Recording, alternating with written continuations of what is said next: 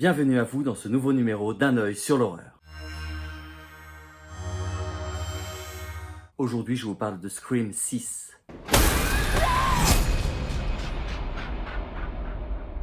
Tout comme Scream 5, Scream 6 est un opus qui n'est pas réalisé par Wes Craven. Scream 6 est la suite de Scream 5 puisqu'on y retrouve les sœurs Carpenter, ainsi que quelques personnages des épisodes précédents.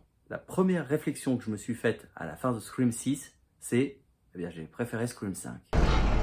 It's an honor. Alors attention, il y a plein de bonnes idées dans Scream 6. Il y a même des très bonnes scènes d'horreur, notamment les séquences qui se déroulent dans le métro. Oui, parce que les sœurs Carpenter sont poursuivies par un nouveau Ghostface jusque dans New York.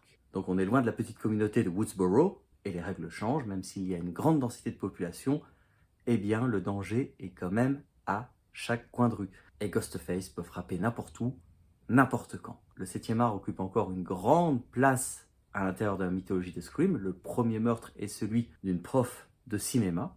Et les jeunes personnages qui ont été introduits dans Scream 5 ont mûri dans Scream 6. Ils sont désormais des jeunes adultes. Alors par rapport à mes attentes de spectateur, effectivement j'ai été déçu par le fait qu'il n'y avait pas le personnage de Sidney Prescott dans cet opus. Et comme j'ai beaucoup aimé le Scream de 1996, je ne suis pas toujours d'accord avec le sort que les scénaristes peuvent réserver aux personnages originaux. Alors bien sûr, ce que je vous dis là, ce sont des retours purement personnels. Je sais que beaucoup de personnes ont aimé Scream 6, ont trouvé qu'il y avait un réel renouvellement. Pour ma part, je trouve qu'on a fait le tour du concept de Ghostface à la fin du film. Cette idée de Ghostface devenue une véritable institution, un véritable musée, dans une ancienne salle de cinéma désaffectée, avec le thème du complot que l'on retrouve dans le cinéma américain de manière générale, surtout à travers cette mise en scène de costumes des anciens Ghostface disposés comme s'il s'agissait de pontes d'une société secrète qui vous attendent sur scène. Voilà, il semblerait qu'il y ait une clôture pour peut-être aller vers autre chose. Les personnages des sœurs Carpenter sont des personnages très intéressants, notamment celle des deux qui est la fille de Billy Loomis. Billy Loomis, le premier Ghostface, avec son complice bien évidemment.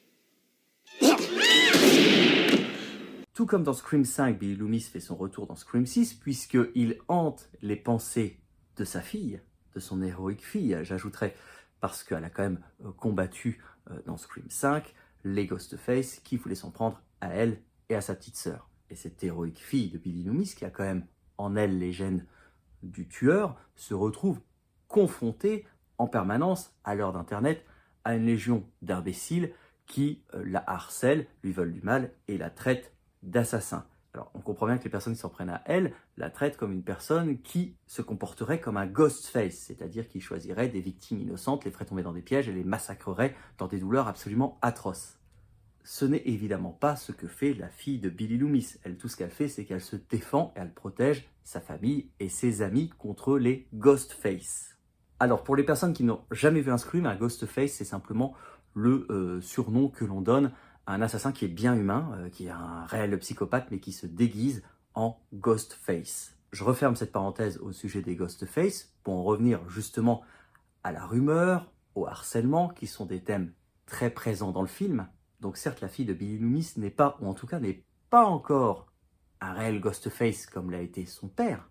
Toutefois, dans les propos des personnes qui s'en prennent à elle, il y a, il faut le reconnaître, une part de vérité. Oui, cette jeune femme est particulièrement travaillée par le fait d'être la fille d'un tueur en série particulièrement cruel. Et oui, elle est aussi un assassin, puisque de toute façon, lorsqu'un Ghostface lui tombe entre les mains, il passe plus qu'un sale quart d'heure, et elle en finit avec lui avec une terrible violence. D'ailleurs, j'ai trouvé que Scream 6 était le plus violent de tous et le plus cruel. Et comme on est dans Un œil sur l'horreur, disons-le, le plus horrible. Donc mon ressenti, c'est qu'on a atteint des sommets d'horreur avec Scream 6, et je ne vois pas comment on pourrait aller plus loin avec un éventuel Scream 7, sauf peut-être à travailler le côté psychopathe de la fille de Billy Loomis. Parce que malgré le fait que ce soit une fantastique sœur et une formidable amie, je peux vous dire que quand elle joue du couteau, et c'est d'ailleurs ce qu'on attend tout le long de Scream 6, cette apothéose, cet affrontement avec les tueurs, eh bien quand elle joue du couteau, je peux vous dire que ça tranche, que ça saigne, et qu'elle n'a absolument rien à envier, et ça vous le verrez dans le film, au tueur cruel qui s'en prend à des victimes innocentes. Dans les personnages de la première heure, on retrouve Gale Weathers, interprété par Courtney Cox, et là encore, je ne vais pas vous gâcher la surprise si vous n'avez pas vu le film, mais le sort qui est réservé au personnage, eh bien, dans mes attentes en tant que spectateur, est bien éloigné de ce que j'avais envie qui arrive. Évidemment, c'est un vieux débat, on ne va pas demander aux spectateurs d'écrire les histoires, ou encore est-ce que les franchises doivent sombrer systématiquement dans le fanservice. C'est autant de questions posées sur l'attente que l'on peut avoir quand il s'agit de séries ou de films mythiques dans lesquels le risque est pris de faire revenir des personnages qui, disons-le clairement, s'en étaient sortis par le passé, avaient réussi à survivre, avaient eu un destin heureux. Est-ce que les faire revenir dans l'horreur, risquer leur mort, voire les faire mourir, est bien quelque chose de raisonnable dans une série de films dont le commencement a, disons-le, une portée de film culte. Donc voilà, en résumé, les nouvelles bases qui ont été posées dans Scream 5 n'ont, à mon avis, pas servi réellement Scream 6 à la hauteur, en tout cas, de mes attentes. Alors restent toutes les bonnes idées lorsque l'assassin poursuit ses victimes et les affronte, les scènes absolument horrifiques et gore dont je vous parlais tout à l'heure, enfin voilà, tous ces ingrédients qui font que quand même vous allez regarder un bon film d'horreur en mon sens. Voilà, ce numéro d'un œil sur l'horreur est à présent terminé. Si vous voulez donner votre avis sur Scream 6, n'hésitez pas à le faire dans les commentaires. Si cette vidéo vous a plu, merci de mettre un petit like. Et si vous voulez ne rien rater de mes rendez-vous ciné, vous pouvez également vous abonner à ma chaîne.